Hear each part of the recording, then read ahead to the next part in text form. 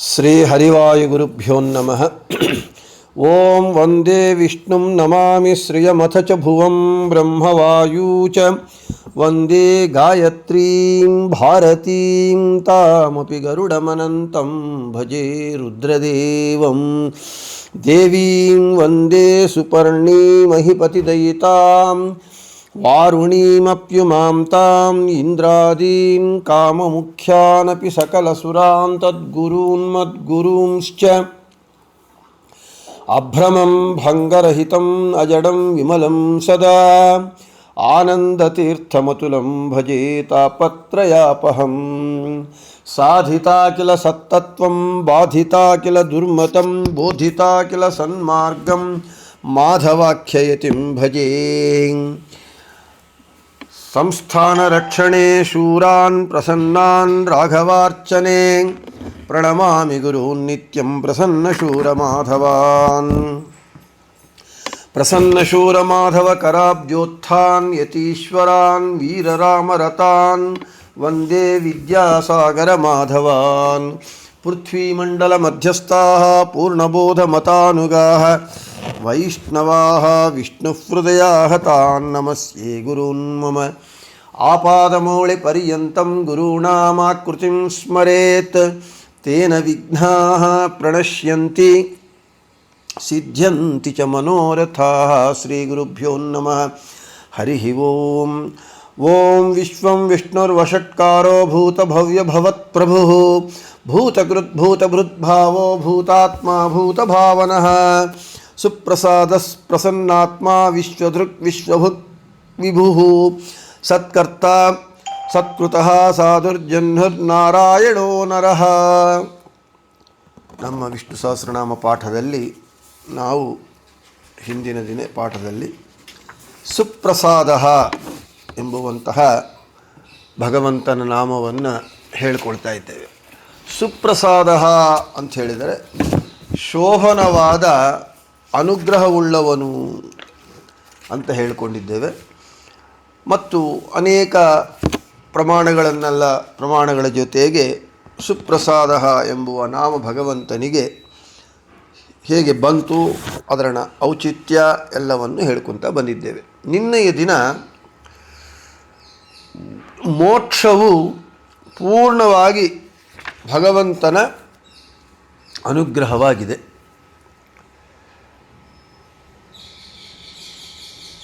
ಮತ್ತು ಮೋಕ್ಷವನ್ನು ನಾವು ಪಡೆಯಬೇಕಾಗಿದ್ದರೆ ಭಗವಂತನ ಪರಮಪ್ರಸಾದದಿಂದ ಮಾತ್ರಲೇ ಸಾಧ್ಯ. ಅವನ ಅನುಗ್ರಹದಿಂದಲೇ ನಮ್ಮ ನೈಜಾನಂದವನ್ನು ನಾವು ಅನುಭವಿಸುತ್ತೇವೆ ಅಂತ ಹೇಳಿಕೊಂಡಿದ್ದೇವೆ. ಇಲ್ಲಿ ನಮಗೆ ಭಾಗವತದಲ್ಲಿ ಸತ್ಯವ್ರತ ರಾಜನ ಮತ್ಸ್ಯರೂಪಿ ಭಗವಂತನ ಸ್ತೋತ್ರ ಬರುತ್ತೆ. ಅಲ್ಲಿ ನಮಗೆ ಭಗವಂತನ ಅನುಗ್ರಹ ಎಷ್ಟು, ಭಗವಂತನ ಪ್ರಸಾದ ಎಷ್ಟು ಅಂತ ಹೇಳಿದರೆ, ಭಗವಂತನ ಪ್ರಸಾದದ 10,000 ಪ್ರಸಾದವಾದರೆ, ಅಷ್ಟು ಪ್ರಸಾದವಾದರೆ ಅದರ ಬಳಿ ಒಂದು ಪಾಲಿನಷ್ಟು ಪ್ರಸಾದ ಕೂಡ ದೇವತೆಗಳು, ಗುರುಗಳು, ಜನರು ಯಾರ್ಯಾರು ಇವರೆಲ್ಲರೂ ಒಟ್ಟಿಗೆ ಸೇರಿದರೂ 1/10,000 ಆಫ್ ಭಗವಂತನ ಪ್ರಸಾದವನ್ನು ಕೊಡಲಾರರು, ಮಾಡಲಾರರು ಅಂತ ಹೇಳ್ತಾ ಇದ್ದಾರೆ. ನ ಯತ್ ಪ್ರಸಾದಾಯುತ ಭಾಗ ಲೇಷಮನ್ಯೇ ಚ ದೇವ ಗುರವೋ ಜನಾಃ ಸ್ವಯಂ ಕರ್ತುಂ ಸಮೇತಾಃ ಪ್ರಭವಂತಿ ಪುಂಸಸ್ತಮೀಶ್ವರಂ ತ್ವಾಂ ಶರಣಂ ಪ್ರಪದ್ಯೆ ಅಂತ ಸತ್ಯವ್ರತ ರಾಜ ಮತ್ಸ್ಯರೂಪಿಯಾಗಿ ಬಂದು ಭಗವಂತ ಮತ್ಸ್ಯ ರೂಪದಲ್ಲಿ ಆತನ ಭಕ್ತಿಗೆ ಪರೀಕ್ಷೆಯನ್ನು ಮಾಡಿದಾಗ ಆ ಮತ್ಸ್ಯ ಮೀನು ಯಾರೋ ಅಲ್ಲ ಭಗವಂತ ಅಂತ ತಿಳ್ಕೊಂಡು ಸತ್ಯವ್ರತ ಮಹಾರಾಜ ಮತ್ಸ್ಯರೂಪಿ ಭಗವಂತನನ್ನು ಸ್ತೋತ್ರ ಮಾಡ್ತಾ ಹೇಳಿರುವಂತಹ ಮಾತು, ಹೇ ಸ್ವಾಮಿ, ನಿನ್ನ 10,000 ಪ್ರಸಾದದಲ್ಲಿ ಒಂದನೇ ಭಾಗದಷ್ಟು ಕೂಡ ವಾಯು ದೇವತೆಗಳು, ಗುರುಗಳು, ಸಕಲ ಜನರು ಎಲ್ಲ ಸೇರಿ ಪ್ರಸಾದ ಅನುಗ್ರಹ ಮಾಡಿದರು. ನಿನ್ನ ಪ್ರಸಾದದಲ್ಲಿ 1/10,000 ಆಗುವುದಿಲ್ಲ ಅಂತ ಸ್ತೋತ್ರ ಮಾಡ್ತಾರೆ. ಇಲ್ಲಿ ಭಾಗವತದಲ್ಲಿ 8ನೇ ಅಧ್ಯಾಯದಲ್ಲಿ 8ನೇ ಸ್ಕಂದ 24ನೇ ಅಧ್ಯಾಯ 49ನೇ ಶ್ಲೋಕದಲ್ಲಿ ಹೇಳ್ತಾರೆ. ಇಲ್ಲಿ ನಾವು ಭಗವಂತನ ನಾಮಗಳನ್ನು ಹೇಳಿಕೊಳ್ಳೋ ಮೂಲಕ ಭಾಗವತ, ಭಾರತ, ರಾಮಾಯಣ, ವೇದಗಳು, ಉಪನಿಷತ್ತುಗಳು ಎಲ್ಲರಲ್ಲೂ ಇರುವ ಪ್ರಮಾಣಗಳ ಜೊತೆಗೆ ಹೇಳಿಕೊಳ್ತಾ ಸಂದರ್ಭೋಚಿತವಾಗಿ ಆ ಭಾರತ, ಭಾಗವತ, ರಾಮಾಯಣ, ಹರಿವಂಶ ಪುರಾಣಗಳಲ್ಲಿ ಬರುವಂತಹ ಭಕ್ತರ ಕಥೆ ಅರ್ಥಾತ್ ಭಗವಂತನ ಕಥೆಯನ್ನು ಸ್ವಲ್ಪ ಹೇಳಿಕೊಳ್ಳೋಣ. ಇಲ್ಲಿ ಒಂದು ಚಾಕ್ಷುಷ ಮನ್ವಂತರದಲ್ಲಿ ಸತ್ಯವ್ರತ ಎಂಬ ರಾಜರ್ಷಿ ಇದ್ದ. ಆತನು ಮುಂದೆ ವೈವಸ್ವತ ಮನ್ವಂತರ, ಇದೇ ವೈವಸ್ವತ ಮನ್ವಂತರ, ಹಿಂದೆ ಚಾಕ್ಷುಷ ಮನ್ವಂತರ, ಈ ಮನ್ವಂತರಕ್ಕೆ ಆ ಸತ್ಯವ್ರತ ಮಹಾರಾಜನೇ ವೈವಸ್ವತವಾಗಿ ಬಂದು ವೈವಸ್ವತ ಈ ಮನ್ವಂತರಕ್ಕೆ ಅಧಿಪತಿಯಾಗಿ ಶ್ರಾದ್ದ ದೇವನಾಗ್ತಾನೆ. ಅಂತಹ ಸತ್ಯವ್ರತ ರಾಜ ಒಂದು ದಿನ ಕೃತಮಾಲಾ ನದಿಗೆ ಬಂದು ಅಲ್ಲಿ ಜಲತರ್ಪಣವನ್ನು ಕೊಡ್ತಾ ಇದ್ದ. ಜಲತರ್ಪಣವನ್ನು ಕೊಡುವಾಗ ಭೊಗಿಸೆಯಲ್ಲಿ ನೀರನ್ನು ತಗೊಂಡ. ತನ್ನ ಭೊಗಿಸೆಯ ನೀರಿನಲ್ಲಿ ಒಂದು ಪುಟ್ಟು ಮೀನು ಬಂದು ಸೇರಿತು. ಆ ಮೀನಿನ ಮರಿಯನ್ನು ನೋಡಿ ಮತ್ತು ನದಿಯ ಜಲದಲ್ಲಿ ಬಿಟ್ಟುಬಿಟ್ಟ. ಆಗ ಆ ಮೀನು ಕೇಳತ್ತಂತೆ, ಹೇ ರಾಜ, ನಾನು ಅತಿ ಸಣ್ಣ ಮೀನಾಗಿದ್ದೇನೆ. ನನ್ನ ಈ ನದಿಯಲ್ಲಿರುವ ದೊಡ್ಡ ದೊಡ್ಡ ಮೀನುಗಳು ನನ್ನ ನುಂಗಿಬಿಡತ್ತೆ, ನನಗೆ ಭಯ ಇದೆ. ನೀನು ದೀನವತ್ಸಲನಾಗಿದ್ಯಾ, ಕರುಣಾಮೂರ್ತಿಯಾಗಿದ್ಯಾ, ಅಂತಹ ನನ್ನ ಈ ಪುಟ್ಟ ಮೀನಾದ ನನ್ನನ್ನು ಈ ನೀರಲ್ಲಿ ದೊಡ್ಡ ದೊಡ್ಡ ಮೀನುಗಳಿರುವ ಈ ನದಿಯಲ್ಲಿ ಹೇಗೆ ಬಿಡ್ತೀಯಾ ಅಂತ ಕೇಳುತ್ತೆ. ಆಗ ಆ ಮೀನೇ ದೇವರು ಅಂತ ತಿಳಿಯದೇ ಇರುವಂತಹ ಸತ್ಯವ್ರತ ರಾಜ ಅದರನ್ನು ರಕ್ಷಿಸಬೇಕು, ಜಗದ್ರಕ್ಷಕನಾದ ಭಗವಂತನನ್ನು ನಾನು ರಕ್ಷಿಸಬೇಕು ಅಂತ ಹೊರಟ ಸತ್ಯವ್ರತ ರಾಜ. ಯಾಕೆ? ಆ ಮೀನು ಭಗವಂತ ಅಂತ ತಿಳಿಯದೇ ಇರುವ ಕಾರಣ. ತನ್ನ ಕಮಂಡಲ್ನಲ್ಲಿ ಇಟ್ಟುಕೊಂಡು ಆ ಮೀನನ್ನು ತಗೊಂಡು ಬಂದ. ರಾತ್ರಿ ಆಗುವಷ್ಟೊತ್ತಿಗೆ ಅದು ದೊಡ್ಡದಾಗಿ ಬೆಳೆದು ಬಿಡ್ತು. ಜಾಗ ಸಾಕಾಗಲಿಲ್ಲ. ಕಮಂಡಲಿನಲ್ಲಿ ಕೇಳ್ತು, ರಾಜ, ನನಗೆ ಈ ಕಮಂಡನಲ್ಲಿ ಜಾಗ ಸಾಗ್ತಾ ಇಲ್ಲ, ದೊಡ್ಡದು ಸ್ಥಳ ಕೊಡು ಅಂತ ಕೇಳಿದಾಗ ರಾಜನು ಆ ಮೀನನ್ನು ದೊಡ್ಡ ಕಡಾಯಿಯಲ್ಲಿರುವ ನೀರಲ್ಲಿ ಬಿಟ್ಟ. ಒಂದು ಮುಹೂರ್ತ ಕಾಲದಲ್ಲಿ ಆ ಕಡಾಯಿ ತುಂಬ ಮೀನು ಬೆಳೆದು ಬಿಡ್ತು. ಅಲ್ಲಿಯೂ ಸ್ಥಳ ಸಾಕಾಗಲಿಲ್ಲ ಅಂತ ಹೇಳಿತು. ಮತ್ತು ಆ ಮೀನನ್ನು ತಗೊಂಡೋಗಿ ದೊಡ್ಡ ಸರೋವರದಲ್ಲಿ ಬಿಟ್ಟ. ಅಲ್ಲಿ ಕೂಡ ಬೆಳೆದು ಬಿಡ್ತು. ಆಗ ಇನ್ನು ಈ ಮೀನು ಇರಲಿಕ್ಕೆ ಜಾಗ ಸಾಕಾಗುವುದಿಲ್ಲ ಅಂತ ಹೇಳಿ ಆ ಮೀನನ್ನು ತಗೊಂಡು ಹೋಗಿ ಸಮುದ್ರದಲ್ಲಿ ಬಿಡಲಿಕ್ಕೆ ಹೋಗ್ತಾನೆ ಸತ್ಯವ್ರತ ರಾಜ. ಆಗ ಮತ್ತು ಮೀನು ಕೇಳುತ್ತಂತೆ, ಹೇ ರಾಜ, ನನ್ನ ತಗೊಂಡೋಗಿ ನೀನು ಸಮುದ್ರದಲ್ಲಿ ಬಿಡ್ತಾ ಇದ್ಯಾ, ಸಮುದ್ರದಲ್ಲಿ ತಿಮಿಂಗಳಗಳು ದೊಡ್ಡ ದೊಡ್ಡದಿರುತ್ತೆ, ಅವೆಲ್ಲವೂ ನನ್ನ ತಿಂದುಬಿಡತ್ತೆ ಅಂತ ಕೇಳಿದಾಗ ಆಗ ಸತ್ಯವ್ರತ ರಾಜನಿಗೆ ಜ್ಞಾನೋದಯವಾಗತ್ತೆ. ಈ ಮತ್ಸ್ಯರೂಪದಲ್ಲಿರುವವನು ಸಾಕ್ಷಾತ್ತು ಭಗವಂತ ಅಂತ ತಿಳ್ಕೊಂಡು, ಹೇ ಸ್ವಾಮಿ, ನೀನು ನಮ್ಮನ್ನು ಮರಳು ಮಾಡ್ತಾ ಇದ್ದೀಯ. ಭಗವಂತ ಸಾಕ್ಷಾತ್ತು ಅವಿಭಕ್ತ ಕುಟುಂಬಿನಿಯಾದಂತಹ ಲಕ್ಷ್ಮೀದೇವಿಯನ್ನೇ ಮರಳು ಮಾಡ್ತಾನಂತೆ. ಇನ್ನು ಮಿಕ್ಕವರು ಯಾರ ಲೆಕ್ಕ? ಆದ ಕಾರಣ ನನ್ನನ್ನು ನೀನು ಮರಳು ಮಾಡ್ತಾ ಇದ್ದೀಯಾ. ಇಲ್ಲಿಯವರೆಗೂ ಇಂತಹ ಸಾಮರ್ಥ್ಯವುಳ್ಳಂತಹ ದೊಡ್ಡದಾಗಿ ಬೆಳೆಯುವಂತಹ ಮೀನನ್ನು ನಾನು ನೋಡಿಲ್ಲ, ಕೇಳಿಲ್ಲ. ನೀನು ಜಂತುವಲ್ಲ, ನಿಜವಾಗಿ ನೀನು ಭಗವತ್ ಶಬ್ದವಾಚ್ಯನಾಗಿದ್ಯಾ, ಚತುರ್ವಿಧ ನಾಶರಹಿತನಾಗಿದ್ಯಾ, ನಾರಾಯಣನೇ ಆಗಿದ್ಯಾ. ಸಾಕ್ಷಾತ್ತು ನೀನು ನನ್ನನ್ನು ಅನುಗ್ರಹಿಸುವುದಕ್ಕಾಗಿ ಮತ್ಸ್ಯರೂಪಿಯಾಗಿ ನೀನು ಬಂದಿದ್ಯಾ ಅಂತ ಹೇಳಿ ಸ್ತೋತ್ರವನ್ನು ಮಾಡಿ, ಆ ಸ್ತೋತ್ರ ಮಾಡುವಾಗ ಈ ಶ್ಲೋಕವನ್ನು ಹೇಳ್ತಾ ಇದ್ದಾನೆ ಸತ್ಯವ್ರತ ಮಹಾರಾಜ. ನ ಯತ್ ಪ್ರಸಾದಾಯುತ ಭಾಗಲೇಶಮನ್ಯೇ ಚ ದೇವಾ ಗುರವೋ ಜನಾಃ ಸ್ವಯಂ ಕರ್ತುಂ ಸಮೇತಾಃ ಪ್ರಭವಂತಿ ಪುಂಸಸ್ತಮೀಶ್ವರಂ ತ್ವಾಂ ಶರಣಂ ಪ್ರಪದ್ಯೆ. ಆದ ಕಾರಣ ನಮಗೆ ಮೋಕ್ಷವು ಆಗಬೇಕಾಗಿದ್ದರೆ ಚತುರ್ವಿಧ ಪುರುಷಾರ್ಥದಲ್ಲಿ ವಿಶೇಷವಾದ ಉತ್ಕೃಷ್ಟವಾದ ಎಲ್ಲರಿಗೂ ಬೇಕಾದಂತಹ ಮೋಕ್ಷ ನಮಗೆ ಆಗಬೇಕು ಅಂತ ಹೇಳಿದರೆ ಭಗವಂತನ ಪರಮ ಪ್ರಸಾದದಿಂದ ಮಾತ್ರ ಸಾಧ್ಯವಾಗತ್ತೆ. ಭಗವಂತನ ಪ್ರಸಾದ ಎಂಥದ್ದು ಅಂದರೆ ಮೋಕ್ಷ ಕೊಡತಕ್ಕಂಥದ್ದು. ಆ ಮೋಕ್ಷ ನಿನ್ನೆ ನಾವು ಹೇಳಿಕೊಂಡಂತೆ ವಿಷ್ಣುರ್ಹಿದಾತ ಮೋಕ್ಷಸ್ಯ ವಾಯುಶ್ಚ ತದನುಜ್ಞಯ ಅಂತ ಹೇಳಿ ಮೋಕ್ಷ ಕೊಡತಕ್ಕವನು ಭಗವಂತ ಒಬ್ಬನೇ. ಅವನ ಆಜ್ಞೆಯ ಮೇರೆಗೆ ಜೀವೋತ್ತಮರಾದ ವಾಯುದೇವರು ಕೊಡ್ತಾರೆ.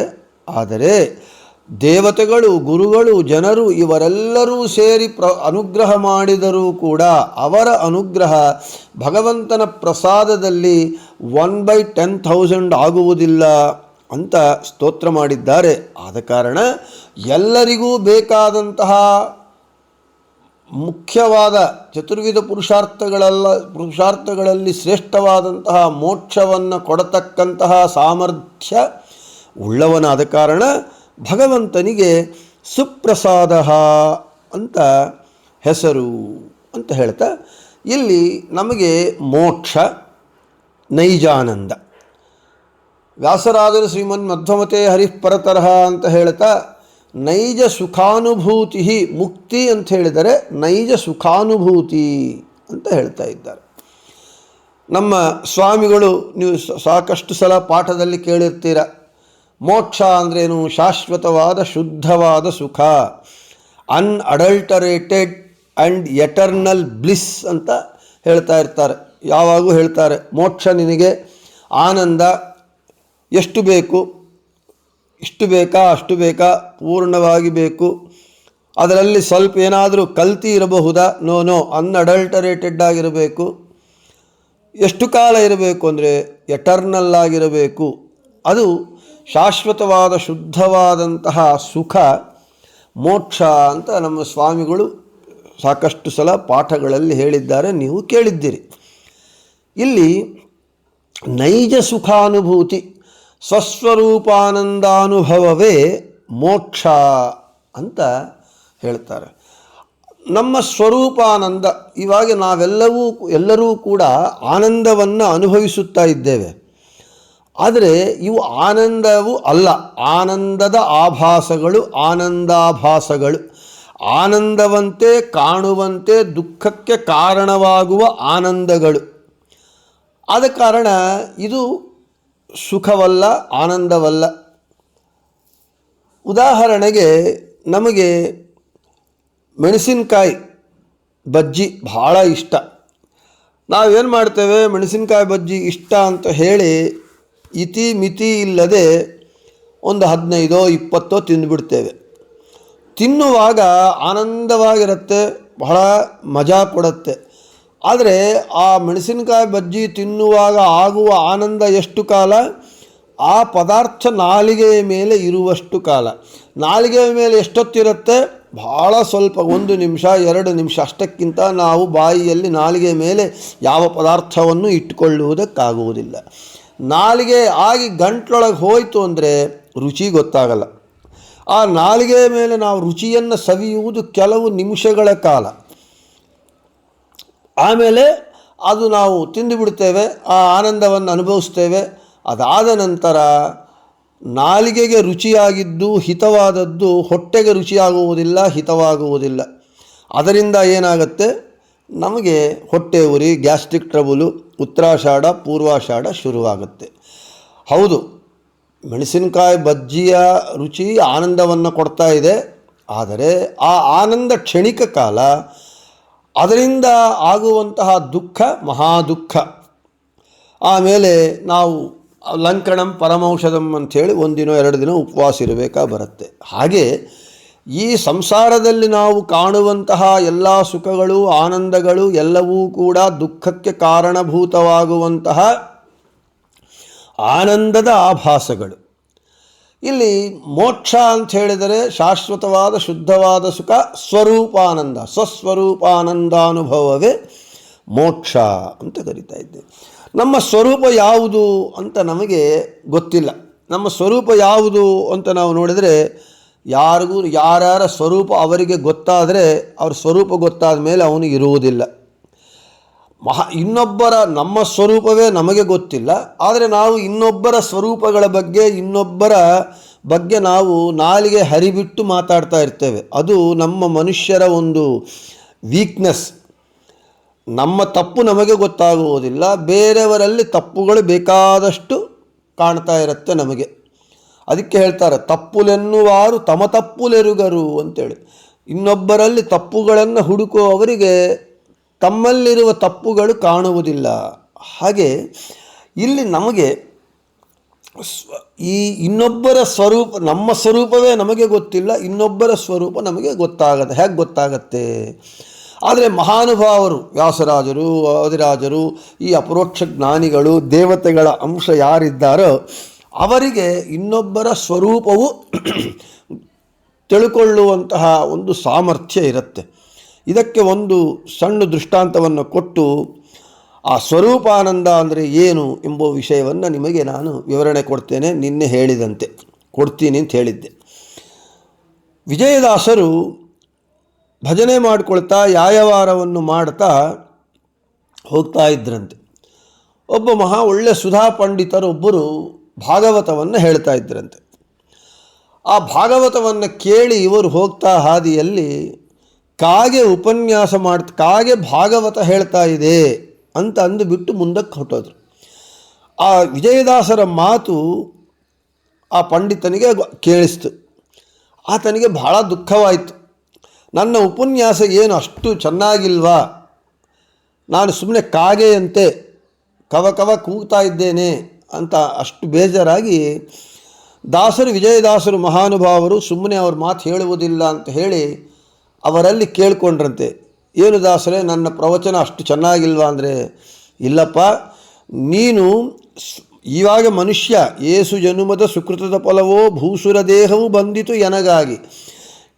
ಏಸು ಜನ್ಮಗಳ ಸುಕೃತದ ಫಲದಿಂದ ನಿಮಗೆ ಒಳ್ಳೆ ಮಾನವ ಜನ್ಮ, ಬ್ರಾಹ್ಮಣ ಜನ್ಮ, ಮಾಧ್ವ ಜನ್ಮ ಬಂದಿದೆ. ಆದರೆ ಈ ದೇಹದಲ್ಲಿರುವ ನಿನ್ನ ಸ್ವರೂಪ ಕಾಗೆ, ಆದ ಕಾರಣ ಕಾಗೆ ಉಪನ್ಯಾಸ ಮಾಡ್ತಾ ಇದೆ ಅಂತ ನಾನು ಅಂದೆ.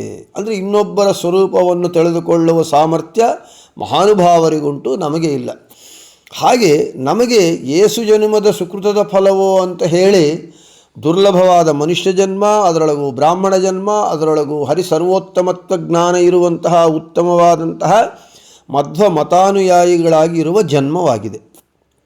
ಆದರೆ ನಮ್ಮ ಸ್ವರೂಪ ಯಾವುದು ಅಂತ ನಮಗೆ ಗೊತ್ತಿಲ್ಲ. ನಮ್ಮ ಸ್ವರೂಪ ಯಾವುದು ಅಂತ ನಮಗೆ ಗೊತ್ತಾಗಬೇಕು ಅಂತ ಹೇಳಿದರೆ, ಈ ದುರ್ಲಭವಾದ ಮನುಷ್ಯ ಜನ್ಮ ಬಂದಾಗ ನಾವು ಸಾಧನೆ ಮಾಡಿಕೊಂಡು ಲಿಂಗದೇಹವನ್ನು ಕಳಚಿಕೊಂಡಾಗ ನಮ್ಮ ಸ್ವರೂಪ ಏನು ಅಂತ ನಮಗೆ ಗೊತ್ತಾಗುತ್ತೆ. ಅದೇ ಸ್ವಸ್ವರೂಪಾನಂದಾನುಭವವೇ ಮೋಕ್ಷ ಅಂತ ಹೇಳಿ. ಅದಕ್ಕೆ ಹೇಗೆ ಒಂದು ಲೌಕಿಕವಾದ ದೃಷ್ಟಾಂತ ನಮಗೆ. ಉದಾಹರಣೆಗೆ ನಾನು ಮಾವಿನ ಹಣ್ಣು ಎಂಬುದೇ ಜನ್ಮದಲ್ಲಿ ನಾನು ನೋಡಿಲ್ಲ. ನಾನು ಮಾವಿನ ಹಣ್ಣು ಅಂತ ನೋಡದೇ ಇರುವವನು ನಾನು ಸೌತೆಕಾಯಿಯನ್ನು ನೋಡಿಕೊಂಡು ಅದನ್ನೇ ಮಾವಿನ ಹಣ್ಣು ಅಂತ ಭ್ರಮಿಸಿ, ಮಾವಿನ ಹಣ್ಣು ಎಷ್ಟು ಚೆನ್ನಾಗಿದೆ, ಹಚ್ಚಕ್ಕಿದೆ, ಗ್ರೀನಾಗಿದೆ, ಉದ್ದುದ್ದಕ್ಕಾಗಿದೆ, ನೀರಾಗಿದೆ, ಎಷ್ಟು ಚೆನ್ನಾಗಿದೆ ಅಂತ ನಾನು ಸೌತೆಕಾಯಿಯನ್ನು ಮಾವಿನ ಹಣ್ಣು ಅಂತ ಭ್ರಮಿಸಿ ಮಾವಿನ ಹಣ್ಣು ಅಂತ ಭಾವಿಸಿ ತಿಂತಾ ಇದ್ದೇನೆ. ಒಬ್ಬನು ಬಂದ, ಬುದ್ಧಿವಂತ ಬಂದ, ಸೌತೆಕಾಯಿಯನ್ನು ತೋರಿಸಿದ, ಮಾವಿನ ಹಣ್ಣನ್ನು ತೋರಿಸಿದ. ಹೇ ಹುಚ್ಚ, ಇದು ಮಾವಿನ ಹಣ್ಣು, ಇದು ಸೌತೆಕಾಯಿ, ನೀನು ತಿಂತಾ ಇರೋ ಸೌತೆಕಾಯಿ, ಈ ಮಾವಿನ ಹಣ್ಣು ತಿನ್ನು, ನಿಜವಾದ ಮಾವಿನ ಹಣ್ಣು ತಿನ್ನು ಅಂತ ಕೊಟ್ಟ. ನಾನು ಆವಾಗ ಮಾವಿನ ಹಣ್ಣು ತಿಂದೆ. ಆಗ ನನಗೆ ನಿಜವಾದ ಮಾವಿನ ಹಣ್ಣಿನ ರುಚಿ ಗೊತ್ತಾಯಿತು. ಅಯ್ಯೋ, ನಾನಿಷ್ಟು ದಿನ ಸೌತೆಕಾಯಿಯನ್ನು ಮಾವಿನ ಹಣ್ಣು ಅಂತ ಭ್ರಮಿಸಿ ತಿಂತಾ ಇದ್ದೆ. ಆದರೆ ಮಾವಿನ ಹಣ್ಣಿನ ನೈಜ ರುಚಿ, ಸವಿ ನನಗೆ ನಿಜವಾದ ಮಾವಿನ ಹಣ್ಣು ತಿಂದಾಗ ಮಾತ್ರ ಗೊತ್ತಾಯಿತು. ಹಾಗೆ ನಮಗೆ ಅಜ್ಞಾನಕ್ಕೆ, ಸುಖ ದುಃಖಗಳಿಗೆ, ಸಂಸಾರಕ್ಕೆ ಕಾರಣಭೂತವಾದ ಲಿಂಗದೇಹ ನಮ್ಮ ಮೇಲೆ ಆವರಿಸಿಕೊಂಡು ನಮ್ಮ ಸ್ವರೂಪಾನಂದಾನುಭವ ನಮಗೆ ಬರದೇ ಮಾಡ್ತಾ ಇದೆ. ದುರ್ಲಭವಾದ ಮನುಷ್ಯ ಜನ್ಮ ಬಂದಾಗ ನಮ್ಮ ಸ್ವರೂಪ ದೇಹದ ಅನುಭವವನ್ನು ನಮಗೆ ಬರಬೇಕು ಸಾಧನೆ ಮಾಡಿಕೊಂಡು ಲಿಂಗದೇಹ ಭಂಗವಾದ ನಂತರ ಭಗವಂತನ ಪರಮ ಪ್ರಸಾದದಿಂದ ಅವನ ಅನುಗ್ರಹದಿಂದ ನಮ್ಮ ಸ್ವರೂಪಾನಂದ ಅನುಭವ ನಮಗೆ ಬರುತ್ತೆ. ನಾವು ಈ ದೇಹದಲ್ಲಿರುವಾಗ ನಮ್ಮ ಸ್ವರೂಪ ಅದು ಏನೇ ಆಗಿರಬಹುದು, ಅದು ನಮಗೆ ನಾವು ಅಸಹಿಸಿಕೊಳ್ಳುವಂತಹ ಜಿರಳೆ ಆಗಿರಬಹುದು, ತಗಿಣೆ ಆಗಿರಬಹುದು, ಸೊಳ್ಳೆ ಆಗಿರಬಹುದು, ಹಂದಿ, ನಾಯಿ ಅಥವಾ ಮನುಷ್ಯನೇ ಆಗಿರಬಹುದು. ಆದರೆ ಆ ಸ್ವರೂಪ ದೇಹದ ಅನುಭವ ಅದೇ ನೈಜ ಸುಖ, ನೈಜಾನಂದ, ನೈಜ ಸುಖ. ಅದೇ ಹೇಳ್ತಾರೆ ನೈಜ ಸುಖಾನುಭೂತಿ ಮುಕ್ತಿ. ಅದು ಆ ನೈಜ ಸ್ವರೂಪಾನಂದ, ಅದೇ ಮೋಕ್ಷ. ಸ್ವಸ್ವರೂಪಾನಂದಾನುಭವವೇ ಮೋಕ್ಷ. ಆ ಸ್ವಸ್ವರೂಪಾನಂದಾನುಭವ ಕೊಡತಕ್ಕಂತಹ ಪರಮ ಪ್ರಸಾದ ಮಾಡತಕ್ಕಂತಹ ಸಾಮರ್ಥ್ಯ ಶಕ್ತಿ ಉಳ್ಳವನು ಭಗವಂತ. ಆದ ಕಾರಣ ಅವನಿಗೆ ಸುಪ್ರಸಾದ ಅಂತ ಹೆಸರು ಅಂತ ಹೇಳ್ತಾ ಇದ್ದಾರೆ. ಆದ ಕಾರಣ ಇಲ್ಲಿ ಆ ಸುಖ ಮೋಕ್ಷ ಅಂದರೆ ಏನು ಎಂಬುವಂತಹ ಒಂದು ವಿಷಯವನ್ನು ಸ್ವಲ್ಪ ವಿಸ್ತಾರವಾಗಿ ಹೇಳ್ತಾ ಇರಬಹುದು. ಸ್ವಾಮಿಗಳು ಅವರ ಒಂದು ಪಾಠದ ಶೈಲಿ ಅವರ ಶೈಲಿಯಲ್ಲೇ ಇರುತ್ತೆ, ನನ್ನದು ನನ್ನ ಶೈಲಿಯಲ್ಲಿರುತ್ತೆ. ಆದರೆ ನೀವೆಲ್ಲರೂ ಇಷ್ಟು ದಿನ ಪಾಠಗಳು ಕೇಳೋದ್ರಿಂದ ಸ್ವಲ್ಪ ನೀವು ಒಂದು ಅನಲೈಸ್ ಮಾಡಿಕೊಂಡು ಒಂದು ಭಾವನೆಗೆ ಬಂದಿರಬಹುದು. ನನ್ನ ಪಾಠದ ಶೈಲಿ ಹೇಗಿರುತ್ತೆ ಅಂದರೆ, ಮೈ ಪಾಠ ಈಸ್ ಫ್ಲೇವರ್ಡ್ ವಿತ್ ಪ್ರವಚನ, ಮೈ ಪ್ರವಚನ ಈಸ್ ಫ್ಲೇವರ್ಡ್ ವಿತ್ ಪಾಠ ಶೈಲಿ. ಆದ ಕಾರಣ ನನ್ನ ಪಾಠ ಪ್ರವಚನ ಫ್ಲೇವರಿಂದ ಕೂಡಿಕೊಂಡಿರುತ್ತೆ, ಹಾಗೆ ಪ್ರವಚನವು ಪಾಠದ ಫ್ಲೇವರನ್ನು ಕೂಡಿಕೊಂಡಿರುತ್ತೆ. ನೀವು ಅರ್ಥ ಆಗಿರಬಹುದು ಇಷ್ಟೊತ್ತಿಗೆ. ನೀವೆಲ್ಲರೂ ಒಳ್ಳೆ ದೊಡ್ಡ ಜ್ಞಾನಿಗಳಾಗಿದ್ದೀರಿ. ಎಲ್ಲರೂ ಕೂಡ ಅನೇಕ ವರ್ಷಗಳಿಂದ ಅನೇಕ ಗುರುಗಳಿಂದ ಪಾಠವನ್ನು ಕೇಳ್ತಾ ಇದ್ದೀರಿ. ಬಹುಶಃ ಇದು ನನ್ನ ಶೈಲಿ ಆಗಿರಬಹುದು. ಇದು ನಿಮಗೆ ಒಪ್ಪಿಗೆ ಆಗಿದೆ ಅಂತ ಅಂದ್ಕೊಂಡಿದ್ದೇನೆ. ತಾತ್ಪರ್ಯ ಏನು ಅಂತ ಹೇಳಿದ್ರೆ, ವಿಷಯವನ್ನು ಚೆನ್ನಾಗಿ ಮನಮುಟ್ಟುವಂತೆ ನಿಮಗೆ ಹೇಳಬೇಕು ಎಂಬುದು ಒಂದೇ ಅದರ ಒಂದು ತಾತ್ಪರ್ಯ, ನನ್ನ ಭಾವನೆ ಅಂತ ಹೇಳ್ತಾ ಇನ್ನು ಮುಂದೆ ಬಂದರೆ, ನಮಗೆ ಸುಪ್ರಸಾದ ಅಂತ ಭಗವಂತನಿಗೆ ಯಾಕೆ ಹೆಸರು ಬಂತು? ಶೋಭನಃ ಪ್ರಸಾದ ಸಾತ್ವಿಕಾನಾಂ ಮನಃಪ್ರಸಾದ ಯಸ್ಮಾತ್ ಸಹ ಸುಪ್ರಸಾದ. ಶೋಭನವಾದ ಪ್ರಸಾದ, ಆ ಸಾತ್ವಿಕರಿಗೆ ಮನಃಪ್ರಸಾದವು ಯಾರಿಂದಾಗತ್ತೋ ಅವನು ಸುಪ್ರಸಾದನು. ಸುಪ್ರಸಾದ ಅಂದರೆ ಶೋಭನವಾದ ಮನಃಪ್ರಸಾದವು ದೊರಕುವಂತೆ ಅನುಗ್ರಹ ಮಾಡುವವನು ಯಾರೋ ಅವನು ಸುಪ್ರಸಾದ. ನಮಗೆ ಶೋಭನ ಪ್ರಸಾದ ಅಂದರೆ ಮನಃಪ್ರಸಾದ,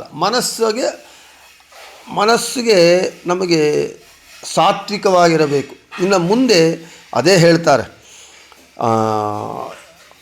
ನಮ್ಮ ಮನಸ್ಸು ಪ್ರಶಾಂತವಾಗಿರಬೇಕು, ಸಾತ್ವಿಕವಾಗಿರಬೇಕು. ಏನೇ ಕಷ್ಟ ನಷ್ಟ ದುಃಖ ಲಾಭಗಳು ಏನೇ ಬಂದರೂ ಕೂಡ ಅವುಗಳ ಪ್ರಭಾವ ನಮ್ಮ ಮೇಲೆ ಬೀರದೆ ಅದರಕ್ಕೂ ಮೀರಿ ನಾವು ಸಾತ್ವಿಕವಾಗಿ ಅಂದರೆ ಪ್ರಶಾಂತವಾಗಿ ಇರುವಂಥ ಮನಸ್ಥಿತಿ ಕೊಡುವವನು ಭಗವಂತ. ಅದೇ ಮುಂದೆ ಹೇಳ್ತಾ ಇದ್ದಾರೆ, ರಾಗದ್ವೇಷ ವಿಯುಕ್ತೈಸ್ತು ವಿಷಯಾನಿಂದ್ರಿಯೈಶ್ಚರನ್ ಆತ್ಮವಶ್ಯೈರ್ವಿಧೇಯಾತ್ಮ ಪ್ರಸಾದಮಧಿಗಚ್ಚತಿ. ಪ್ರಸಾದಂ ಮನಃಪ್ರಸಾದಂ. ಗೀತೆ ಹೇಳುತ್ತೆ, ರಾಗದ್ವೇಷಗಳಿಂದ ದೂರವಾದ ಇಂದ್ರಿಯಗಳಿಂದ ವಿಷಯಗಳನ್ನು ಅನುಭವಿಸುತ್ತಿದ್ದರು. ಯಾರಿಗೆ ಮನಸ್ಸಿನ ಮೇಲೆ ಇಂದ್ರಿಯಗಳ ಮೇಲೆ ಹಿಡಿತ ಇರುತ್ತೋ ಅಂಥವನ ಮನಃಪ್ರಸಾದವನ್ನು ಭಗವಂತನಿಂದ ಅಂಥವನು ಮನಃಪ್ರಸಾದವನ್ನು ಪಡಿತಾನೆ ಅಂತ ಭಗವದ್ಗೀತೆಯಲ್ಲಿ ಭಗವಂತ ಹೇಳ್ತಾನೆ. ಪ್ರಸಾದಂ ಅಂದರೆ ಏನು ಅಂದರೆ, ಆಚಾರ್ಯರು ಗೀತಾ ಭಾಷ್ಯದಲ್ಲಿ ಹೇಳ್ತಾರೆ, ಪ್ರಸಾದಂ ಮನಃಪ್ರಸಾದಂ. ಪ್ರಸಾದ ಅಂದರೆ ಮನಸ್ಸಿನ ಪ್ರಸಾದ. ಅಂದರೆ ನಮಗಿಲ್ಲಿ ಸ್ವಲ್ಪ ವಿವರಣೆಯನ್ನು ಕೊಡಬೇಕಾಗತ್ತೆ. ನಮಗೆ ಇಂದ್ರಿಯಗಳಿವೆ. ಈ ಇಂದ್ರಿಯಗಳಿಂದ ನಮಗೇನಾಗ್ತಾ ಇದೆ? ರಾಗದ್ವೇಷಗಳು ಉಂಟಾಗ್ತಾ ಇದೆ. ಯಾಕೆ? ನಾವು ಪ್ರಕೃತಿ ಸಂಬಂಧಪಟ್ಟ ದೇಹ ಉಳ್ಳವರಾದ ಕಾರಣ ನಮಗೆ ರಾಗದ್ವೇಷಗಳು ಉಂಟಾಗುತ್ತೆ. ನಾವು ಈ ದೇಹವನ್ನು ಪಡೆದಾಗ ನಾವು ನಮ್ಮ ಪ್ರಯತ್ನವಿಲ್ಲದೆ ನಮ್ಮ ಕರ್ಮಾನುಸಾರ ನಮ್ಮ ಸ್ವರೂಪ ಯೋಗ್ಯತೆಯ ಅನುಗುಣವಾಗಿ ಸ್ವರೂಪ ಗುಣಕ್ಕೆ ಅನುಗುಣವಾಗಿ ನಾವು ಇಂದ್ರಿಯಗಳಿಂದ ವಿಷಯ ಸುಖಗಳನ್ನು ದುಃಖಗಳನ್ನು ಅನುಭವಿಸಲೇಬೇಕು. ಆದರೆ ಆ ಇಂದ್ರಿಯಗಳಿಂದ 5 ಜ್ಞಾನೇಂದ್ರಿಯಗಳು, 5 ಕರ್ಮೇಂದ್ರಿಯಗಳು, ಆ 10 ಇಂದ್ರಿಯಗಳನ್ನು ನಿಯಂತ್ರಿಸುವಂತಹ ಮನಸ್ಸು ಏಕಾದಶ ಇಂದ್ರಿಯ ಮನಸ್ಸು. ಈ 11 ಇಂದ್ರಿಯಗಳಿಂದ ನಾವು ವಿಷಯ ಸುಖಗಳನ್ನು ಮತ್ತು ರಾಗದ್ವೇಷಗಳನ್ನು ಅವುಗಳಿಗೆ ಒಳಗಾದರೂ ಕೂಡ ಅವುಗಳ ಮೇಲೆ ಅಂದರೆ ನಮ್ಮ ಇಂದ್ರಿಯಗಳ ಮೇಲೆ ನಮಗೆ ಹಿಡಿತ ಇದ್ದು ಅವುಗಳಿಗೆ ನಾವು ಒಳಗಾಗದೆ, ರಾಗದ್ವೇಷಗಳಿಗೆ ಒಳಗಾಗದೆ ಇಂದ್ರಿಯಗಳಿಂದ ಸುಖಗಳನ್ನು ದುಃಖಗಳನ್ನು ಯಾವನು ಅನುಭವಿಸುತ್ತಾನೋ ಅವನನ್ನು ಭಗವಂತ ಅನುಗ್ರಹ ಮಾಡ್ತಾನೆ, ಭಗವಂತನ ಅನುಗ್ರಹಕ್ಕೆ ಅವನು ಪಾತ್ರನಾಗ್ತಾನೆ ಅಂತ ಭಗವದ್ಗೀತೆಯಲ್ಲಿ ಭಗವಂತ ಹೇಳ್ತಾ ಇದ್ದಾನೆ. ಅದು ಹೇಗ್ರಿ? ನಾನು ಒಳ್ಳೆಯ ಸುಖವನ್ನು ಅನುಭವಿಸ್ತಾ ಇದ್ದೇನೆ, ಹೌದು, ಅಹಂ ಸುಖಿ ಅಹಂ ದುಃಖಿ ಅಂತ ಹೇಳ್ತಾ ಇದ್ದೇವೆ. ನನಗೆ ಸುಖ ಆದಾಗ ಸುಖ ಅನುಭವ ಬರ್ತಾ ಇದೆ, ನನಗೆ ದುಃಖವಾದಾಗ ನನಗೆ ದುಃಖ ಬರ್ತಾ ಇದೆ. ಒಬ್ಬರ ಮೇಲೆ ಅಭಿಮಾನ ಬರುತ್ತೆ, ಅವ್ರ ಮೇಲೆ ಸಿಟ್ಟು ಬರುತ್ತೆ, ಕೋಪ ಬರುತ್ತೆ. ಆದರೆ ಇವುಗಳನ್ನು ಬರ್ತಾ ಇದ್ದರೂ ಅವುಗಳನ್ನು ನಾವು ಡಿಟ್ಯಾಚ್ಡ್ ಆಗಿರಬೇಕು ಅಂದರೆ ಅದು ಹೇಗೆ ಸಾಧ್ಯ ಅಂತ ಹೇಳಿದರೆ ಅದೇ ಇಂದ್ರಿಯ ನಿಗ್ರಹ. ಇಂದ್ರಿಯಗ್ರಾಮೋ ಬಲವಾನ್ ವಿದ್ವಾಂಸಮಪಿ ಕರ್ಷತಿ. ಇಂದ್ರಿಯಗ್ರಾಮ ಅಂದರೆ ನಮ್ಮಲ್ಲಿರುವ 11 ಇಂದ್ರಿಯಗಳು ಬಹಳವು ಬಲವತ್ತರವಾದದ್ದು. They are very powerful and very influential ಅವು. ಆದರೆ ಆ ಇಂದ್ರಿಯಗಳು ವಿದ್ವಾಂಸನನ್ನೂ ಕೂಡ ಕರ್ಷಣೆ ಮಾಡುತ್ತೆ, ಆಕರ್ಷಣೆ ಮಾಡುತ್ತೆ. ಎಷ್ಟು ದೊಡ್ಡ ವಿದ್ವಾಂಸನಾದರೂ ಜ್ಞಾನಿಯಾದರೂ ಇಂದ್ರಿಯಗಳಿಗೆ ವಶನಾಗ್ತಾನೆ, ಒಳಪಡ್ತಾನೆ. ಆದರೆ ಆ ಇಂದ್ರಿಯಗಳ ಮೇಲೆ ಹಿಡಿತ ಇರಬೇಕು. ಹಿಡಿತ ಇದ್ದಾಗ ಆವಾಗ ನಮಗೆ ಭಗವಂತನ ಪ್ರಸಾದವಾಗತ್ತೆ. ಇದು ನಮಗೆ ನಿನ್ನೆ ಶ್ರೀಪಾದರಾಜರ ಆರಾಧನೆ ಆಗಿದೆ. ಶ್ರೀಪಾದರಾಜರು ಅದೇ ರೀತಿಯಾಗಿ ಪರಮ ವಿರಕ್ತರಾಗಿ ಸನ್ಯಾಸ ಶ್ರೇಷ್ಠರಾಗಿ ಶ್ರೀಪಾದರಲ್ಲಿ ರಾಜರು ಯತಿ ಶ್ರೇಷ್ಠರು ಅಂತೇಳಿ ಬಿರುದನ್ನು ಪಡೆದಂತಹ ಮಹಾನುಭಾವರು. ಅವರು ನಿತ್ಯವೂ ನಾನು ಹೇಳಿದಂತೆ 64 ಭಕ್ಷ್ಯಗಳಿಂದ ಊಟ ಮಾಡ್ತಾ ಇದ್ದರು. ಕುಹಕಿಗಳು ಕುವ್ಯಾಖ್ಯಾನ ಮಾಡಿದರು, ತಿಂದಿದ್ದೆಲ್ಲ ಮತ್ತು ಹಸಿರು ಮಾಡಿ ತೋರಿಸಿದರು. ಮಹಿಮೆ ಸಾಲದೆ ಇಷ್ಟೇ ಮಹಿಮೆ ಸಾಲದೆ, ಶ್ರೀಪಾದರಾಜರ ಮಹಿಮೆ ಇಷ್ಟೇ ಸಾಲದೆ. ಹೀಗೆ ಯಾಕೆ ಮಾಡಿದರು ಅಂದರೆ ಅಹಿಶಯನನ ಒಲಿಮೆಯಿಂದ. ಶ್ರೀಪಾದರಾಜರು ಸನ್ಯಾಸಿಗಳಾದರು, ಮುತ್ತಿನ ಹಾರಗಳು, ರತ್ನದ ಇವು ಮತ್ತು ಕುಲಾವಿ ಎಲ್ಲ ಇಟ್ಕೊಂಡು ಅನುಭವಿಸ್ತಾ ಇದ್ದರು. ಯತಿಗಳಾದರೂ ಯತಿಗಳಿಗೆ ನಿಷಿದ್ಧವಾದ ಸುಖವನ್ನು ಅನುಭವಿಸುತ್ತಾ ಇದ್ದರು. ಆದರೆ ಶ್ರೀಪಾದರಾಜರು ಮಹಾಜ್ಞಾನಿಗಳು, ಧ್ರುವಾಂಶ ಸಂಭೂತರಾಗಿ ಪರಮ ವಿರಕ್ತರಾಗಿ, ಇದು ನನಗೆ ಸುಖ ಪ್ರಾರಬ್ಧ, ಈ ಸುಖ ಪ್ರಾರಬ್ಧವನ್ನು ನಾನು ಅನುಭವಿಸಲೇಬೇಕು ಅಂತ ಆ ಸುಖಗಳನ್ನೆಲ್ಲ ಭೋಗಗಳನ್ನೆಲ್ಲ ಇದು ನಾನು ಅನುಭವಿಸುತ್ತಾ ಇಲ್ಲ, ನನ್ನ ಒಳಗಿರುವ ಬಿಂಬರೂಪಿ ಭಗವಂತನಿಗೆ ಇದು ನಾನು ಸಮರ್ಪಣೆ ಮಾಡ್ತಾ ಇದ್ದೇನೆ, ಇವೆಲ್ಲವೂ ಅವನಿಗೆ ನೈವೇದ್ಯ, ನನ್ನ ಬಿಂಬರೂಪಿ ಭಗವಂತನಿಗೆ ನೈವೇದ್ಯ ಅಂತ ಅದೇ ಹೇಳ್ತಾರೆ ಹರಿಕಥಾಮೃತ ಸಾರದಲ್ಲಿ. ವಾಸುದೇವ ಅನ್ನದಳು ನಾನಾಸು ಭಕ್ಷದಿ ಸಂಕರ್ಷಣ ಕೃತೀಶ ಪರಮಾನ್ನದಳು ಘೃತದೊಳಗಿಪ್ಪ ಅನಿರುದ್ಧ ಆ ಸುಪರ್ಣಾಂಸಗನು ಸೂಪದಿ ವಾಸವಾನುಜ ಶಾಖದಳು ಮೂಲೇಶ ನಾರಾಯಣನು ಸರ್ವತ್ರದಲ್ಲಿ ನೆಲೆಸಿಹನು. ಈ ಪರಿಯಲಿ ಅರಿತು ಉಂಬ ನರ ನಿತ್ಯೋಪವಾಸಿ ನಿರಾಮಯನು ನಿಷ್ಪಾಪಿ ನಿತ್ಯ ಮಹತ್ಸು ಯಜ್ಞಗಳಾಚರಿಸಿದವನು ಪೋಪುದಿಪ್ಪುದು ಬಪ್ಪುದೆಲ್ಲ ರಮಾಪತಿಗೆ ಅಧಿಷ್ಠಾನವೆನ್ನು ಕೃಪಾಪಯೋನಿಧಿ ಮಾತನಾಲಿಸುತ್ತಿಹ ಜನನಿಯಂತೆ. ಶ್ರೀಪಾದರಾಜರು ಅದೇ ಮಾಡ್ತಾ ಇದ್ದರು. ತಾವು 64 ಭಕ್ಷ್ಯಗಳಿಂದ ಊಟ ಮಾಡ್ತಾ ಇದ್ದರು. ಇದು ನಾನು ಸುಖ ಪಡ್ತಾ ಇಲ್ಲ, ನನ್ನ ಸುಖಕ್ಕಾಗಿ, ನನ್ನ ರುಚಿಗಾಗಿ, ನನ್ನ ಆನಂದಕ್ಕಾಗಿ ತಿಂತಾ ಇಲ್ಲ, ನನ್ನ ಬಿಂಬರೂಪಿ ಭಗವಂತನಿಗೆ ಇದು ನೈವೇದ್ಯ ಅಂತ ಹೇಳಿ ರಾಗದ್ವೇಷಗಳಿಂದ ದೂರವಾದ ಇಂದ್ರಿಯಗಳಿಂದ ಆ ವಿಷಯಗಳನ್ನು ಅನುಭವಿಸುತ್ತಾ ಇದ್ದರು. ಸುಖ ಪ್ರಾರಬ್ಧ ಆದ ಕಾರಣ ಅವರ ಸನ್ಯಾಸ ಧರ್ಮಕ್ಕೆ ಧಕ್ಕೆ ಬರಲಿಲ್ಲ, ಅವರ ಸನ್ಯಾಸ ಧರ್ಮಕ್ಕೆ ಚ್ಯುತಿ ಬರಲಿಲ್ಲ. ಅಂತಹ ಶ್ರೀಪಾದರಾಜರ ಮೇಲೆ ಇಂದ್ರಿಯಗಳ ಮೇಲೆ ಹಿಡಿತ ಇತ್ತಾದ ಕಾರಣ, ಮನಸ್ಸಿನ ಮೇಲೆ ಹಿಡಿತ ಇತ್ತಾದ ಕಾರಣ ಶ್ರೀಪಾದರಾಜರನ್ನು ಭಗವಂತ ವಿಶೇಷವಾಗಿ ಅನುಗ್ರಹ ಮಾಡಿದ. ಎಷ್ಟು ಅನುಗ್ರಹ ಮಾಡಿದ ಅಂತ ಹೇಳಿದರೆ, ಅವರ ಸನ್ಯಾಸ ಧರ್ಮಕ್ಕೆ ಧಕ್ಕೆ ಬರದೆ ಸನ್ಯಾಸ ಶ್ರೇಷ್ಠರಾಗಿ ಜಗತ್ತಲ್ಲಿ ಪ್ರಸಿದ್ಧಿಯಾಗುವಂತೆ ಅನುಗ್ರಹ ಮಾಡಿದರು. ಇದು ಭಗವಂತನ ಪ್ರಸಾದ. ಇಂತಹ ಪ್ರಸಾದವನ್ನು, ಅನುಗ್ರಹವನ್ನು ತನ್ನ ಭಕ್ತರ ಮೇಲೆ ಮಾಡ್ತಾನಾದ ಕಾರಣ ಭಗವಂತನಿಗೆ ಸುಪ್ರಸಾದ ಅಂತ ಹೆಸರು ಅಂತ ಹೇಳ್ತಾ ಇದ್ದಾರೆ. ಅದೇ ರೀತಿಯಾಗಿ ನಾವು ಕೂಡ ಯಾವುದೇ ದ್ವೇಷಗಳು ಉಂಟಾಗತ್ತೆ, ಸುಖ ದುಃಖಗಳು ಬರುತ್ತೆ, ಅವುಗಳನ್ನು ಅನುಭವಿಸುತ್ತಾ ಇದ್ದರೂ ನಾವು ಡಿಟ್ಯಾಚ್ಡ್ ಆಗಿ ಇದ್ದು ಇದೆಲ್ಲವೂ ಶುಭಾಶುಭ ಕರ್ಮಗಳು ಎಲ್ಲವೂ ಭಗವಂತನಿಂದ ನಡೀತಾ ಇದೆ ಅಂತ ಹೇಳಿ ಎಲ್ಲವೂ ಅವನಿಗೆ ಸಮರ್ಪಣೆ ಮಾಡಿದಾಗ ಅವನ ಪ್ರೀತ್ಯರ್ಥವಾಗಿ ನಾವೆಲ್ಲವೂ ಕೂಡ ಸಂಧ್ಯಾವಂದನ, ಪೂಜೆ, ವಿಷ್ಣು ಪ್ರೇರಣೆಯ ವಿಷ್ಣು ಪ್ರೀತ್ಯರ್ಥಂ ಅಂತ ಹೇಳ್ತೇವೆ, ಸಂಕಲ್ಪ ಮಾಡ್ತೇವೆ ಹೊರತು ಅದು ಅನುಸಂಧಾನಕ್ಕೆ ಬರ್ತಾ ಇಲ್ಲ. ಜ್ಞಾನಾನುಸಂಧಾನಪೂರ್ವಕವಾಗಿ ನಾವು ಮಾಡಿದರೆ ಈ ಪರಿಯಲಿ ಅರಿತು ಉಂಬ ನರ ನಿತ್ಯೋಪವಾಸಿ ನಿರಾಮಯನು ನಿಷ್ಪಾಪಿ ನಿತ್ಯ ಮಹತ್ಸು ಯಜ್ಞಗಳ ಆಚರಿಸಿದವನು ಪೋಪು ದಿಪ್ಪುದು ಬಪ್ಪುದೆಲ್ಲ ರಮಾಪತಿಗಧಿಷ್ಠಾನವೆನ್ನು ಕೃಪಾಪಯೋನಿಧಿ ಮಾತನಾಲಿಸುತ್ತಿಹ ಜನನಿಯಂತೆ. ಇವೆಲ್ಲವೂ ಕೂಡ ಭಗವಂತನ ಪ್ರೀತ್ಯರ್ಥವಾಗಿ ಅವನಿಗಾಗಿ ನಾನು ಮಾಡ್ತಾ ಇದ್ದೇನೆ, ನಾನು ಮಾಡ್ತಾ ಇಲ್ಲ, ನಾಹಂಕರ್ತ ಹರಿಕರ್ತ ಎಂಬ ವಿರಕ್ತ ಮನಸ್ಸಿನಿಂದ ರಾಗದ್ವೇಷರಹಿತರಾಗಿ ಮಾಡಿದರೆ, ಹೇಗೆ ಶ್ರೀಪಾದರಾಜರು ಭಗವಂತನ ಅಹಿಶಯನನ ಒಲಿಮೆಯಿಂದ ಎಲ್ಲ ಮಾಡಿದರು, ಹಾಗೆ ನಾವು ಮಾಡಿದಾಗ ಅವನ ಒಲಿಮೆಯಿಂದ ನಮಗೆ ಅವನ ಅನುಗ್ರಹವಾಗತ್ತೆ. ಅಂತಹ ತನ್ನ ಭಕ್ತರನ್ನು ಅನುಗ್ರಹ ಮಾಡುವವನು, ಮನಃ ಪ್ರಸಾದವನ್ನು ಕೊಡುವವನು ಆದ ಕಾರಣ ಭಗವಂತನಿಗೆ ಸುಪ್ರಸಾದ ಅಂತ ಹೆಸರು ಅಂತ ಹೇಳ್ತಾ ಇನ್ನು ಮುಂದೆ ನಮಗೆ ಹೇಳ್ತಾರೆ. ತಾನಿ ಸರ್ವಾಣಿ ಸಂಯಮ್ಯ ಯುಕ್ತ ಆಸೀತ ಮತ್ಪರಃ. ಗೀತಾದಲ್ಲಿ ಭಗವಂತ ಹೇಳ್ತಾ ಇದ್ದಾನೆ.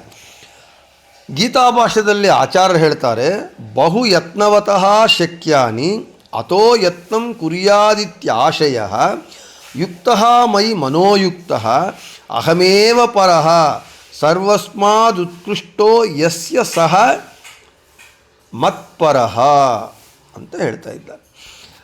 ನಮಗೆ ಇಂದ್ರಿಯ ನಿಗ್ರಹ ಆಗಬೇಕು. ಇಂದ್ರಿಯ ನಿಗ್ರಹ ಆಗಬೇಕು ಅಂತ ಆ ಇಂದ್ರಿಯ ನಿಗ್ರಹದಿಂದಲೇ ನಾವು ಭಗವಂತನಲ್ಲಿ ಮನಸ್ಸು ಲಗ್ನ ಮಾಡುವುದಕ್ಕೆ ಇಂದ್ರಿಯ ನಿಗ್ರಹ ಮುಖ್ಯವಾಗಿ ಬೇಕು. ಆದರೆ ಭಗವಂತನ ಸರ್ವೋತ್ತಮತ್ವ ಜ್ಞಾನಪೂರ್ವಕವಾಗಿ ನಾವು ಇಂದ್ರಿಯ ನಿಗ್ರಹ ಮಾಡ್ತಾ ಇದ್ದೇವೆ. ಆ ಇಂದ್ರಿಯ ನಿಗ್ರಹ ಯಾಕೆ ಅಂತ ಹೇಳಿದರೆ, ಆ ಇಂದ್ರಿಯ ನಿಗ್ರಹದ ಮುಖ್ಯ ಪ್ರಯೋಜನ ಏನು ಅಂತ ಹೇಳಿದರೆ, ಭಗವಂತನೇ ಸರ್ವೋತ್ತಮ, ಸರ್ವತಂತ್ರ ಸ್ವತಂತ್ರ ಎಂಬುವಂತಹ ಜ್ಞಾನದಿಂದ ಅಂತಹ ಭಗವಂತನಲ್ಲಿ ಮನಸ್ಸು ಲಗ್ನ ಮಾಡುವುದೇ ಇಂದ್ರಿಯ ನಿಗ್ರಹಕ್ಕೆ ಮುಖ್ಯ ಪ್ರಯೋಜನ. ಆದರೆ ಇದು ಆ ಇಂದ್ರಿಯ ನಿಗ್ರಹ ಎಂಬುದು ಬಹಳ ಕಷ್ಟ. ಪ್ರಯತ್ನವನ್ನು ಮಾಡಬೇಕು. ಪ್ರಯತ್ನಪೂರ್ವಕವಾಗಿ ನಾವು ಪಾಠವನ್ನು ಒಂದು ಅರ್ಧ ಗಂಟೆಗಳ ಕಾಲ ಕೇಳಬೇಕು ಅಂತ ಹೇಳಿದರೆ ನಮ್ಮ ಕಣ್ಣು, ಮನಸ್ಸು, ಕಿವಿ ಎಲ್ಲೆಲ್ಲೋ ಹೋಗ್ತಾ ಇರುತ್ತೆ. ಅವುಗಳನ್ನು ನಾವು ಸೆಳೆಕೊಂಡು ಬಂದು ಇಲ್ಲಿ ಇಟ್ಟರೇನೆ ನಮಗೆ ಆಗತ್ತೆ ಹೊರತು ಇಲ್ಲದೇ ಇದ್ದರೆ ಸಾಧ್ಯವಾಗುವುದಿಲ್ಲ. ಆದ ಕಾರಣ ನಮಗೆ ಆ ಇಂದ್ರಿಯ ನಿಗ್ರಹಕ್ಕೆ ಮುಖ್ಯ ಪ್ರಯೋಜನ ಏನು ಅಂತ ಹೇಳಿದರೆ, ಆ ಭಗವಂತನ ಸರ್ವೋತ್ತಮತ್ವ ಜ್ಞಾನದಿಂದ ಭಗವಂತನಲ್ಲಿ ಮನಸ್ಸು ಲಗ್ನ ಮಾಡುವುದೇ ಮುಖ್ಯ ಪ್ರಯೋಜನ. ಅಂತಹ ಮನಸ್ಸನ್ನು ಕೊಡುವವನು ಆದ ಕಾರಣ ಭಗವಂತನಿಗೆ ಸುಪ್ರಸಾದ ಅಂತ ಹೇಳ್ತಾ ಇದ್ದಾರೆ. ಅದೇ ಹೇಳ್ತಾರೆ. ಇನ್ನೂ ಗೀತಾ ವಿವೃತಿಯಲ್ಲಿ ರಾಯರು ಸ್ಪಷ್ಟವಾಗಿ ಇನ್ನೂ ವಿವರಣೆಯನ್ನು ಕೊಡ್ತಾರೆ. ಅಯಂ ಭಾವ, ಇದು ಭಾವ ಅರ್ಥ. ಯದ್ಯಪಿ ಇಂದ್ರಿಯಜಯೇ ಪರೋಕ್ತಃ ಪ್ರತ್ಯಾರಾಹಾದಿ ಸಾಧಾರಣ ಪ್ರಯತ್ನೋ ನ ಸಾಧನಂ ನಾಪಿ ನಿರಾಹಾರತ್ವಾದಿಕಂ ಪ್ರಾಗುಕ್ತಮವಶ್ಯಂ ತಥಾಪಿ ತತ್ ಪ್ರತಿನಿಧಿನ ಮಹಾಪ್ರಯತ್ನೇನ ಜೇಯಾನಿ ತತ್ರ ಭಗವತಃ ಸರ್ವೋತ್ತಮತ್ವಜ್ಞಾನಪೂರ್ವಂ ತಸ್ಮಿನ್ನೇವ ನಿರಂತರಂ ಮನೋ ಯೋಜನಮಿಂದ್ರಿಯಜಯೇ ಮುಖ್ಯ ಸಾಧನಂ ನಿರಾಹಾರತ್ವಾದಿಕಂತೂ ವಸ್ತುಗತಿ ಪ್ರದರ್ಶನಾರ್ಥಮೇವ ಉಕ್ತಂ ಇತಿ. ಗೀತಾವಿವೃತಿಯಲ್ಲಿ ರಾಯರು ಸ್ಪಷ್ಟವಾಗಿ ಹೇಳ್ತಾರೆ. ಇಂದ್ರಿಯಗಳನ್ನು, ಅದಕ್ಕೆ ಇಂದ್ರಿಯಗ್ರಾಮೋ ಬಲವಾನ್ ವಿದ್ವಾಂಸಮಪಿ ಕರ್ಷತಿ, ಇಂದ್ರಿಯಗಳನ್ನು ಜಯಿಸುವುದು ಸಾಧಾರಣ ಪ್ರಯತ್ನದಿಂದ ಆಗುವುದಿಲ್ಲ, ಮಹಾಪ್ರಯತ್ನದಿಂದ ಆಗಬೇಕು. ಉಪವಾಸಾದಿಗಳನ್ನು ಮಾಡಬೇಕು. ಆ ಉಪವಾಸಾದಿಗಳು ಮಾಡೋದು ಬರೇ ಉಪವಾಸ ಮಾಡಿದರೆ ನಮ್ಮ ಇಂದ್ರಿಯಗಳು ವೀಕ್ ಆಗತ್ತೆ, ಬಲಹೀನವಾಗತ್ತೆ ಹೊರತು, ಆದರೆ ಆ ಉಪವಾಸಾದಿಗಳು ಮಾಡುವುದು ಕೂಡ ಭಗವಂತನ ಸರ್ವೋತ್ತಮತ್ವ ಜ್ಞಾನಪೂರ್ವಕವಾಗಿ ಅವನಲ್ಲೇ ಮನಸ್ಸಿಟ್ಟಾಗ ಮಾತ್ರ ನಮಗೆ ಇಂದ್ರಿಯಗಳನ್ನು ನಾವು ಜಯಿಸುವುದಕ್ಕೆ ಸಾಧ್ಯವಾಗತ್ತೆ ಅಂತ ಗೀತಾ ವಿವೃತಿಯಲ್ಲಿ ರಾಯರು ಸ್ಪಷ್ಟವಾಗಿ ವಿವರಣೆಯನ್ನು ಕೊಡ್ತಾರೆ. ಆದ ಕಾರಣ ಇಂತಹ ಭಗವಂತನಲ್ಲೇ ಮನಸ್ಸು ಲಗ್ನ ಮಾಡುವಂತಹ ಇಂದ್ರಿಯ ನಿಗ್ರಹವನ್ನು ಕೊಡ್ತಾನೆ. ಆದ ಕಾರಣ ಎಂತಹ ಜ್ಞಾನ? ಭಗವಂತನ ಸರ್ವೋತ್ತಮತ್ವ ಜ್ಞಾನದಿಂದ ಮನಸ್ಸನ್ನು ಲಗ್ನ ಮಾಡಿದಾಗ ಅಂತಹ ಅನುಗ್ರಹವನ್ನು ಮಾಡುವವನಾದ ಕಾರಣ ಭಗವಂತನಿಗೆ ಸುಪ್ರಸಾದ ಅಂತ ಹೆಸರು ಅಂತ ಹೇಳ್ತಾ, ಇನ್ನು ಇಂದ್ರಿಯ ನಿಗ್ರಹ ಮೂಲಕವಾದ ಮನಃಪ್ರಸಾದ ಬಂತು. ಅದರಿಂದ ಏನು ನಮಗೆ ಮುಖ್ಯ ಪ್ರಯೋಜನ ಏನು ಅಂದರೆ ಭಗವಂತನೇ ಮುಖ್ಯ ಪ್ರಯೋಜನ. ಇಂದ್ರಿಯ ನಿಗ್ರಹ ಮೂಲಕವಾದಂತಹ ಮನಃಪ್ರಸಾದ, ಮನಸ್ಸು ನಮ್ಮ ಹತೋಟಿಗೆ ಬಂತು. ಆ ಮನಸ್ಸನ್ನು ಎಲ್ಲಿಡಬೇಕು? ಭಗವಂತನಲ್ಲೇ ಲಗ್ನ ಮಾಡಬೇಕು. ಆ ಭಗವಂತನಲ್ಲೇ ಮನಸ್ಸು ಲಗ್ನ ಮಾಡುವುದೇ ಇಂದ್ರಿಯ ನಿಗ್ರಹಕ್ಕೆ ಮುಖ್ಯ ಪ್ರಯೋಜನ. ಇಂದ್ರಿಯ ನಿಗ್ರಹದಿಂದ ಮನಃಪ್ರಸಾದ ಬಂದರೆ ಅದರಿಂದ ಮುಖ್ಯ ಪ್ರಯೋಜನ ಏನು ಅಂತ ಹೇಳಿದರೆ ಭಗವಂತನೇ ಮುಖ್ಯ ಪ್ರಯೋಜನ. ಇದು ಕೂಡ ಈ ಮನಃಪ್ರಸಾದವು ಭಗವಂತನಲ್ಲೇ ಮನಸ್ಸಿಡುವುದು ಎಂಬುದು ಕೂಡ ಒಂದು ಸತ್ವಗುಣದ, ಸಾತ್ವಿಕ ಗುಣದ ಒಂದು ವಿಕಾರವಾಗಿದ್ದು ಅದು ಭಗವಂತನ ಅನುಗ್ರಹದಿಂದಲೇ ಬರುವಂಥದ್ದು. ಭಗವಂತನಲ್ಲಿ ನಾವು ಮನಸ್ಸಿಡಬೇಕು ಅಂತ ಹೇಳಿದರೆ ಅದು ಭಗವಂತನಿಂದ ಅನುಗ್ರಹದಿಂದಲೇ ಆಗಬೇಕು. ಅದೇ ಹೇಳ್ತಾ ಇದ್ದಾರೆ ಗೀತಾದಲ್ಲಿ ಭಗವಂತ, ಯೇ ಚೈವ ಸಾತ್ವಿಕಾ ಭಾವಾಹ ಮತ್ತ ಏವೇತಿ ತಾನ್ ವಿದ್ಧಿ. ಆದ ಕಾರಣ ಆ ಮನಃಪ್ರಸಾದವು ಬರಬೇಕು ಅಂಥೇಳಿದರೆ ಭಗವಂತನ ಪ್ರಸಾದದಿಂದಲೇ ಆಗುವಂಥದ್ದು. ಅಂತಹ ಮನಃಪ್ರಸಾದವನ್ನು ಕೊಡತಕ್ಕವನಾದ ಕಾರಣ ಭಗವಂತನಿಗೆ ಸುಪ್ರಸಾದ ಎಂಬುವಂತಹ ಹೆಸರು ಬಂದಿದೆ ಅಂತ ಹೇಳ್ತಾ, ಇನ್ನು ಅನೇಕ ಪ್ರಸನ್ನತೆಗೆ ಕಾರಣವಾದ ಶೋಭನವಾದ ಸುಖವುಳ್ಳವನು, ಶೋಭನವಾದ ಸುಖಸ್ವರೂಪಿ ಮತ್ತು ಇನ್ನೂ ಅನೇಕವಾದಂತಹ, ಮತ್ತು ಇಲ್ಲಿ 591ನೇ ಪೇಜಿಯಲ್ಲಿ 5ನೇ ಕರೊಳಗೆ 6ನೇ ಪ್ರಮಾಣ ನೋಡ್ರಿ. ಏವಕ್ ಸಮ್ಯಕ್ ಪ್ರಸಾದೇನ ವಿಷ್ಣೋರ್ ಮುಕ್ತೋಪಿ ಯೋಪರಃ ಯಂ ಪ್ರಾಪ್ಯತೆ ನಿಜಾನಂದಮಾಪ್ನುವಂತಿ ಸ ಕೇಶವ ಅಂತ ಸಾಮಸಂಹಿತಾ ಗ್ರಂಥದಲ್ಲಿರುವ ಪ್ರಮಾಣವನ್ನು ಆಚಾರ್ಯರು ಚಾಂದೋಗ್ಯೋಪನಿಷತ್ ಭಾಷ್ಯದಲ್ಲಿ ಉಲ್ಲೇಖ ಮಾಡ್ತಾರೆ. ಅಂದರೆ ದುಃಖ ಮಿಶ್ರಿತವಲ್ಲದೆ ಶುದ್ಧವಾದ ಸಹಜವಾದ ಸುಖ ಮುಕ್ತಿ ಸುಖ. ಇಂಥ ಮುಕ್ತಾತ್ಮರಿಗೆ ಇದು ಭಗವಂತನ ಪ್ರಸಾದದಿಂದಲೇ ದೊರಕುವಂಥದ್ದು. ಮುಕ್ತರಿಗೆ ಆ ನೈಜ ಮತ್ತು ದುಃಖ ಮಿಶ್ರಿತವಲ್ಲದ ಸುಖ ಕೊಡತಕ್ಕವನು ಭಗವಂತ, ಅನುಗ್ರಹ ಮಾಡತಕ್ಕವನಾದ ಕಾರಣ ಭಗವಂತನಿಗೆ ಸುಪ್ರಸಾದ. ಯಾಕೆ ಇಲ್ಲಿ ಮೋಕ್ಷಕ್ಕೂ ನೈಜ ಸುಖಕ್ಕೂ ಸಂಬಂಧ ಇರುವಂತಹ ಪ್ರಮಾಣವಾದ ಕಾರಣ ಅದನ್ನು ಇವತ್ತು ಹೇಳಿ, ಮಿಕ್ಕ ಅನೇಕ ಪ್ರಮಾಣಗಳಿಂದ ಭಗವಂತನಿಗೆ ಸುಪ್ರಸಾದ ಎಂಬುವಂತಹ ಹೆಸರು ಹೇಗೆ ಬಂತು ಎಂಬುವಂತಹ ವಿಷಯವನ್ನು ನಾಳೆ ಮುಂದುವರಿಸೋಣ ಅಂತ ಹೇಳ್ತಾ, ಶ್ರೀಕೃಷ್ಣಾರ್ಪಣಮಸ್ತು. ಮಧ್ವೇಶಾರ್ಪಣ.